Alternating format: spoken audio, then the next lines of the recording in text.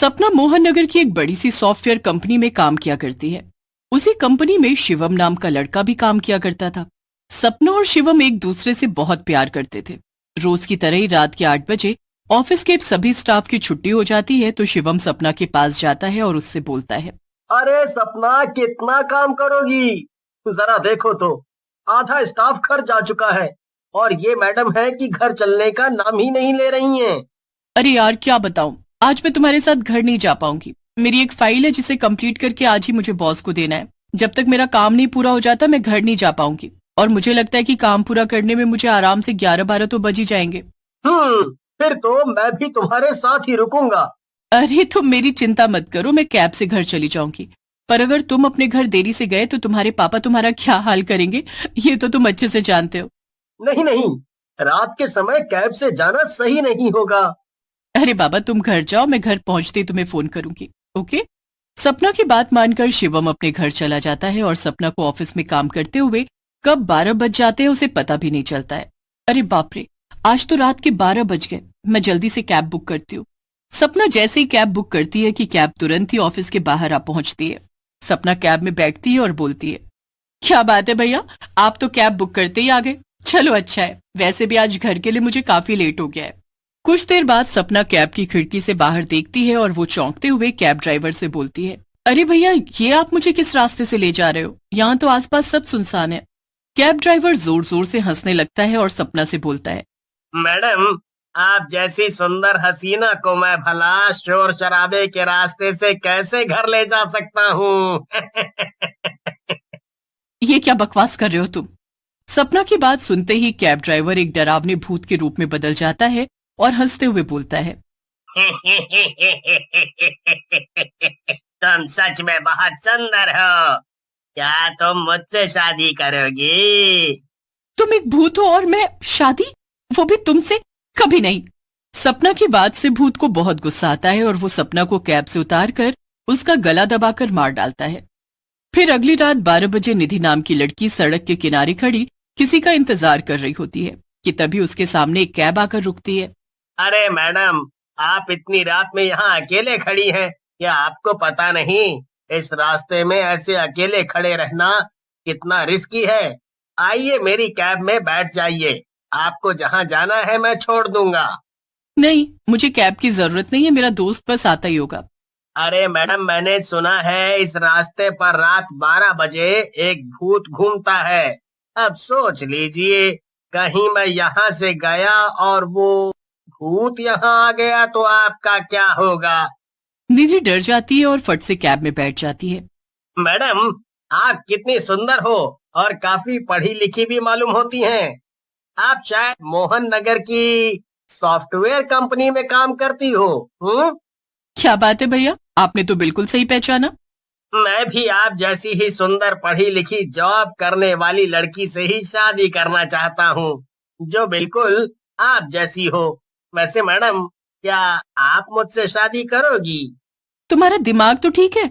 एक cab driver से भला कौन पढ़ी लिखी जॉब वाली लड़की शादी करना चाहेगी? और जरा शीशे में अपनी शक्ल तो देखो, आए बड़े शादी करने वाले। निधि की बात सुनते ही कैब ड्राइवर एक डरावने भूत में बदल जाता है और गुस्से से बोलता है, कैब ड्राइवर के पास दिल नहीं होता क्या, जो तुम जैसी लड़कियां उनसे शादी नहीं करना चाहती? अरे बाप रे, तुम एक भूत हो? अरे ये मैं कहाँ फंस गई? अरे कोई मुझे इस भूत से बचाओ। इस भूत की कैब में रात को जो भी लड़की बैठती है वो जिंदा नहीं बची है। फिर ऐसा बोलकर भूत निधि को भी बड़ी ही बेरहमी से मार डालता है और उसे सड़क के किनारे फेंक कर वहां से चला जाता है। फिर हर रात भूत इसी तरह से सुंदर लड़कियों को अपनी कैब में बिठाता और उन्हें मारकर सड़क के किनारे फेंक देता। आए दिन शहर में इस तरह की वारदात से पूरा शहर कांप उठा था। तभी एक दिन कुछ पुलिस वाले मोहन नगर की सॉफ्टवेयर कंपनी में जाते हैं कि तभी शिवम अपने ऑफिस में पुलिस वालों को देखकर उनके पास जाता है और उनसे बोलता है, सर, मेरी दोस्त सपना के बारे में कुछ पता चला और निधि भी कई दिनों से गायब है। सपना की तरह ही निधि का भी खून हो गया है। उसकी लाश भी हमें सड़क के किनारे पड़ी मिली। जिसने भी इन दोनों का खून किया है, मैं उसे जिंदा नहीं छोड़ूंगा। हमें सीसीटीवी से पता चला है कि सपना का खून किसी इंसान ने नहीं बल्कि एक भूत ने किया है। और हो न हो इसी भूत ने बाकी लड़कियों को भी मारा है, जो कि रात के समय अपनी कैब लेकर निकलता है और सुंदर लड़कियों को अपना शिकार बनाता है। अब हम पुलिस वालों को ये समझ नहीं आ रहा कि इस डरावने भूत को कैसे पकड़ें। तभी ऑफिस में काम करने वाली मेघा वहां आती है और पुलिस से कहती है, सर मैं एक ऐसे तांत्रिक बाबा को जानती हूँ जो उस भूत को मिनटों में ठिकाने लगा देगा और भूत को तांत्रिक बाबा के पास तक पहुंचाने में मैं आपकी मदद करूंगी। मगर कैसे? सर मैं रात के समय सड़क पर कैब का वेट करूंगी और मैं जानती हूँ कि वो सुंदर लड़की देखकर जरूर आएगा। फिर मैं उसकी कैब में बैठकर उसे अपनी बातों में लगाकर उस भूत को तांत्रिक बाबा के पास ले आऊंगी। मगर मेघा, इस काम में बड़ा रिस्क है। मैं पहले ही अपनी सबसे अच्छी दोस्त को खो चुका हूँ, इसीलिए मैं अब तुम्हें नहीं खोना चाहता। शिवम सही बोल रहा है। हम लोग उस कैब वाले भूत को पकड़ने के लिए तुम्हारी जान खतरे में नहीं डाल सकते। तभी शिवम को एक आइडिया आता है। वो पुलिस से कहता है, सर, क्यों ना मेघा की जगह मैं लड़की बनकर लाली लिपस्टिक लगाकर रात में उस भूत की कैब का इंतजार करूं। और वैसे भी सपना कहती थी, अगर मैं लड़कियों की तरह तैयार हो जाऊं तो सारी लड़कियां मेरे आगे फीकी लगने लगेंगी। बात तो तुम बिल्कुल सही कह रहे हो। फिर शिवम, मेघा और पुलिस वाले मिलकर एक प्लान बनाते हैं। फिर उसी रात शिवम रात के 12 बजे लड़की की तरह तैयार होकर सड़क के किनारे भूत की कैब का इंतजार करता है कि तभी शिवम को एक कैब आती दिखाई देती है। शिवम हाथ देकर कैब रोकता है। शिवम कैब ड्राइवर से कहता है, भैया, मुझे लाल चौक जाना है। आइए ना मैडम जी, बैठिए। मैंने आज तक तुम जैसी हसीना कहीं नहीं देखी। मुझे तो बस ऐसी ही हसीना से शादी करने की चाह है। सच में तुम तो बहुत ही सुंदर हो। सच में भैया, मैं आपको सच में बहुत सुंदर दिखती हूँ। बस भैया कहकर तुम हमारा दिल ना तोड़ो। बस इतना बता दो कि तुम मुझसे शादी करोगी ना। कहीं तुम भी और लड़कियों की तरह मेरा दिल तो नहीं तोड़ोगी ना। अगर तुमने मना किया तो तुम्हारे लिए बिल्कुल अच्छा नहीं होगा। ड्राइवर की बातों से शिवम को यकीन हो जाता है कि ये एक भूत है। फिर शिवम लड़की की आवाज निकालकर ड्राइवर को अपनी बातों में लगा लेता है और उसे तांत्रिक बाबा के मंदिर ले आता है। तुमने मेरी इतनी तारीफ की है कि सच में मैं तुमसे प्यार करने लगी हूँ। इसीलिए हम आज इस मंदिर में शादी कर लेते हैं। फिर क्या था, ड्राइवर अपनी कैब साइड में लगाकर शिवम के साथ मंदिर में आ जाता है। पर जैसे ही ड्राइवर की नजर वहां खड़ी पुलिस और तांत्रिक बाबा पर पड़ती है, वो सब समझ जाता है और देखते ही देखते वो ड्राइवर एक डरावने भूत में बदल जाता है। भूत जोर जोर से चिल्लाते हुए बोलता है, मेरे साथ धोखा। मैं सिर्फ लड़कियों को ही मारता था और आज तुम लोगों को मैं जिंदा नहीं छोड़ूंगा। कोई नहीं बचेगा। बाबा, इस भूत को अच्छा सबक सिखाना। तेरी आवाज लड़की से लड़के जैसे कैसे हो गई? ओ, तो तू भी एक लड़का है, पर अब तू तो गया काम से। भूत कुछ कर पाता उससे पहले ही तांत्रिक बाबा भूत पर भभूत डालकर उसे बांध देते हैं। अब तू यहाँ से कहीं नहीं जा सकता, इसलिए अब तू सबको जरा सच सच बता दे कि तूने मासूम लड़कियों की जान क्यों ली। अगर तूने सच नहीं बताया तो मैं अपनी भभूत से तुझे भस्म कर दूंगा। मुझे मुझे भस्म मत करो, मैं सब बताता हूँ। कुछ साल पहले मुझे एक सुंदर लड़की से प्यार हुआ। वो भी मुझे बहुत चाहती थी, पर जैसे ही एक दिन उसे पता चला कि मैं कैब ड्राइवर हूँ तो उसने मुझे छोड़ दिया। पर जब मैंने उससे मिलना चाहा तो उसने अपने भाई से कहकर मेरी बहुत पिटाई लगवाई। उन्होंने मुझे इतना मारा कि मेरी सांसें ही थम गईं और वो मुझे मारकर मेरी ही कैब में मुझे बंद करके चले गए। बस फिर क्या था, भूत बनते ही सबसे पहले मैंने अपनी गर्लफ्रेंड को मारा। पर जब उसे मारकर भी मुझे शांति नहीं मिली तो मैंने आधी रात में कैब से जाने वाली सुंदर लड़कियों को अपना शिकार बनाया और उन्हें मारकर मुझे जो शांति मिलती है ना, मैं क्या ही बताऊं तुझे तांत्रिक। मेरी सपना की क्या गलती थी जो तूने उसे भी मार डाला? मैं तुझे जिंदा नहीं छोड़ूंगा। अरे, मैं तो पहले से ही मरा हुआ हूँ और अब तुम सबकी बारी है मरने की। तुम्हारे साथ जो हुआ वो बहुत ही गलत हुआ, पर जो तुम अब कर रहे हो वो उससे भी ज्यादा गलत है। इसीलिए आज के बाद तुम किसी लड़की को नहीं मारोगे। तांत्रिक बाबा अपने थैले से भभूत निकालते हैं और मंत्र पढ़ते हुए वो भभूत भूत के ऊपर डाल देते हैं। भभूत भूत के शरीर पर पड़ते ही वो भस्म हो जाता है। फिर भूत के भस्म होते ही सभी को राहत मिलती है। पुलिस शिवम व तांत्रिक बाबा का धन्यवाद करती है और फिर सभी खुशी खुशी वहां से चले जाते हैं। होशियारपुर नामक एक गांव में जगिया अपनी माँ पूनम के साथ रहता था। जगिया बहुत पूजा पाठ करता था। पूजा पाठ के साथ साथ जगिया का एक खेत था। उसमें वो ताजी ताजी सब्जियां उगाता और उन्हीं का सेवन करता। बाकी बची हुई सब्जियों को वो गांव वासियों को बेचता और उसी से घर का गुजारा करता। जगिया की माँ पूनम की उम्र हो गई थी। बुढ़ापे की वजह से पूनम को हाई ब्लड प्रेशर रहता था। साथ ही साथ पूनम को दिल की बीमारी भी हो गई थी। एक दिन पूनम की तबीयत बहुत ज्यादा खराब हो जाती है। पूनम बिल्कुल बिस्तर से उठ भी नहीं पाती, जैसे कि उसका अंतिम समय चल रहा हो। बेटा, मुझे लगता है अब मेरा इस दुनिया से जाने का समय आ गया है। नहीं माँ, आप ऐसे मत बोलो। मैं गांव से दूर शहर के बढ़िया हॉस्पिटल में आपका इलाज करवाऊंगा। नहीं बेटा, मुझे यहीं अपने गांव में रहना है और मैं चाहती हूँ मेरी जिंदगी का जितना भी समय बचा है मैं अपने घर में रहूं। माँ, आपको कुछ नहीं होगा। आप एक बार मेरे कहने पर हॉस्पिटल तो चलो। शहर वाले हॉस्पिटल में बहुत पढ़े लिखे डॉक्टर हैं। ये आपकी बीमारी का इलाज जरूर करेंगे और बहुत अच्छा करेंगे। पूनम अपनी जिद पर अड़ जाती है और हॉस्पिटल जाने के लिए साफ इनकार कर देती है। बेटा, बस मैं ये चाहती हूँ कि मेरे मरने के बाद तुम पूजा पाठ में और ज्यादा ध्यान लगाओ। तुम मुझे गांव के शमशान घाट में जलाओगे ना? जो शमशान घाट के सामने मंदिर है ना, मैं चाहती हूँ तुम उस मंदिर में पुजारी बनकर गांव वासियों की सेवा करो और भगवान की सेवा करो। मैं सामने से तुम्हें देख पाऊंगी। ठीक है माँ। जगिया अपनी माँ की बात मान लेता है।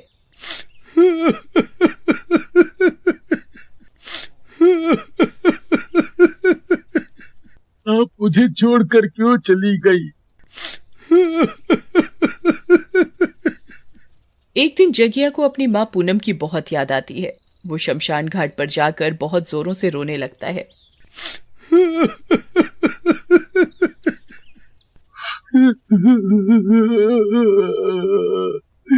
माँ, आप मुझे छोड़कर क्यों चली गई? मैं आपसे बहुत प्यार करता हूँ। जब से आप मेरे पास से दूर चली गई हो, तब से मुझे यहाँ रहना अच्छा नहीं लगता। मन करता है मैं मर जाऊं। मैं भी आपके पास आना चाहता हूँ माँ। जगिया की ये बात सुनकर जगिया की माँ पूनम उसके आगे प्रकट हो जाती है। माँ, आप मुझे छोड़कर कहाँ चली गई? मैं आपके बिना यहाँ नहीं रह पा रहा। मेरा यहाँ जीना मुश्किल है। मैं दिन रात आपको याद करता हूँ।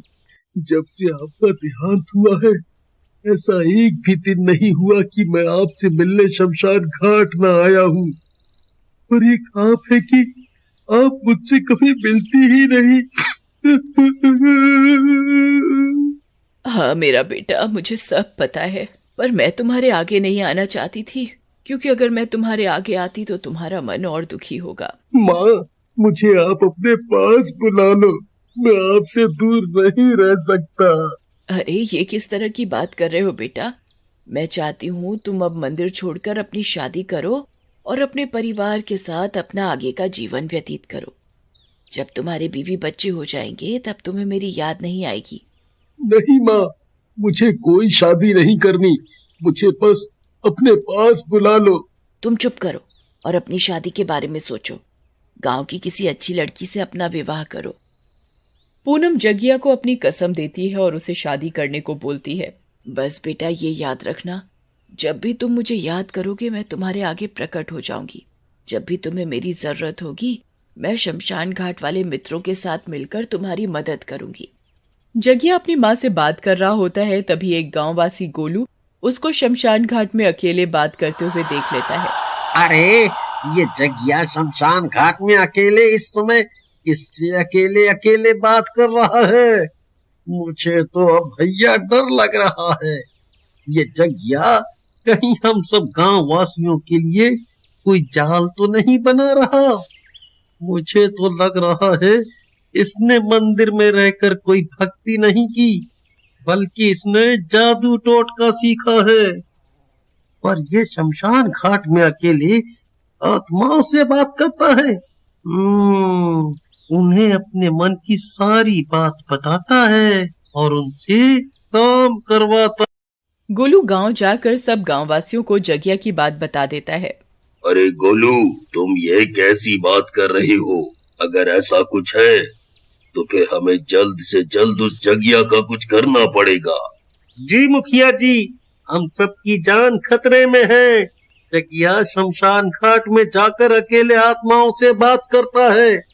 इसने बहुत भयंकर जादू सीख लिया है। मुझे तो लगता है ये एक एक करके सब गांव वासियों को अपने वश में कर लेगा। तुम ही बताओ, अब हम इस जगिया का करे तो करें क्या? मुझे तो कुछ समझ नहीं आ रहा। मेरे पास एक आइडिया है। क्या? जरा हमें भी बताओ, इस जगिया के साथ क्या करना चाहिए? मुखिया जी, आप कल जगिया को अपने घर पर आने के लिए आमंत्रित कर लीजिए। जगिया भोजन के लिए आपके घर आएगा। हम सब उसे यहीं पकड़ लेंगे और उसे जान से मार देंगे। इसी में हम सबकी भलाई है। अरे गोलू, तुमने क्या मस्त आइडिया दिया है। हमें अब यही करना पड़ेगा और जगिया को बहाने से यहाँ बुलाना पड़ेगा।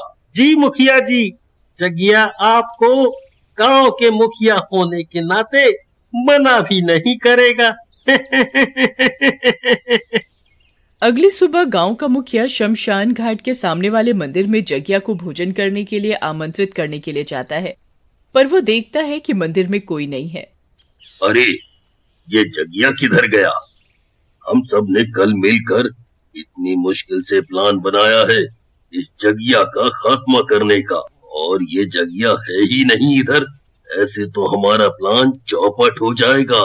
अब मैं क्या करूं? तभी गांव के मुखिया को दिमाग में आता है कि कहीं जगिया शमशान घाट में जादू टोटका तो नहीं कर रहा। वो कुछ कदम आगे बढ़कर शमशान घाट की तरफ जाता है और वो जगिया को उधर ही पाता है। गोलू बिल्कुल ठीक ही कह रहा था। हमें अब जल्द से जल्द इसका कुछ करना ही पड़ेगा। मुखिया जी प्रणाम। जी बताइए, आप यहाँ कैसे? अरे जगिया, मैं तो तुम्हें देखते देखते ही यहाँ तक आ गया। मैं मंदिर गया था, मैंने वहां देखा कि तुम उधर नहीं हो। फिर किसी गांव वासी ने मुझे बताया तुम इधर हो, तो मैं इधर आ गया। बस मुखिया जी, मैं क्या बताऊं, जब से माँ का देहांत हुआ है मेरा मन नहीं लगता। मैं अक्सर यहाँ आ जाया करता हूँ, ये सोच करके कि मेरी माँ यहीं कहीं है मेरे पास। तुम परेशान मत हो जगिया, हमारे घर आज रात में भोजन है और मैं यहाँ तुम्हें भोजन के लिए आमंत्रित करने ही आया हूँ। तुम आज रात 7 बजे हमारे घर खाने पर जरूर आना। जी मुखिया जी, मैं जरूर आऊंगा।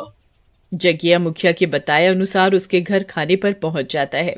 जगिया वहां देखता है कि उधर सारे गांववासी एकदम से जगिया को पकड़ लेते हैं। अरे अरे अरे, ये तुम सब मेरे साथ क्या कर रहे हो?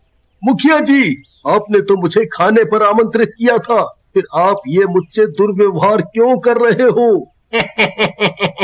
जगिया, तुझे तो हम बताते हैं, तू शमशान घाट में रोज बैठता है और सारी आत्माओं को बुलाकर गांव का खात्मा करना चाहता है।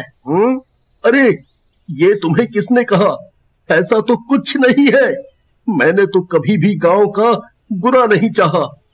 गांववासी पकड़कर जगिया को मारने लग जाते हैं और उसे जलाने लगते हैं। अरे अरे, मुझे माफ कर दो, मैंने किसी का कुछ नुकसान नहीं किया। गांववासी जग्गिया को जला ही रहे होते हैं कि तभी जग्गिया बहुत जोरों से रोने लगता है और अपनी माँ को याद करने लगता है। जग्गिया की माँ शमशान घाट की सारी आत्माओं को लेकर मुखिया के घर पहुँच जाती है। गांववासी सब भूत प्रेतों को देखकर बहुत डर जाते हैं। तुम्हें क्या लगा था मुखिया, तुम मेरे बेटे को इतनी आसानी से जिंदा मार दोगे? मेरे बेटे पर मेरा साया है, तुम चाहकर भी इसका कुछ नहीं बिगाड़ सकते। तभी पूनम जग्गिया को उन गांववासियों से बचा तो लेती है और सब गांववासियों को श्राप दे देती है कि इस गांव में आज के बाद कोई भोजन का निमंत्रण नहीं होगा। अगर किसी भी गांववासी ने भोजन पर किसी को भी आमंत्रित किया तो वो मर जाएगा और उनकी आत्माओं की टोली में शामिल हो जाएगा और वो सारा खाना उनके पास आ जाएगा। कोई गांववासी उस खाने को नहीं खा सकता। तब से ही कोई भी होशियारपुर गांव में भोजन पर किसी को चाहकर आमंत्रित नहीं कर सकता। जिस भी किसी ने किया है वो तुरंत ही मर गया है और आत्माओं की टोली में शामिल हो गया।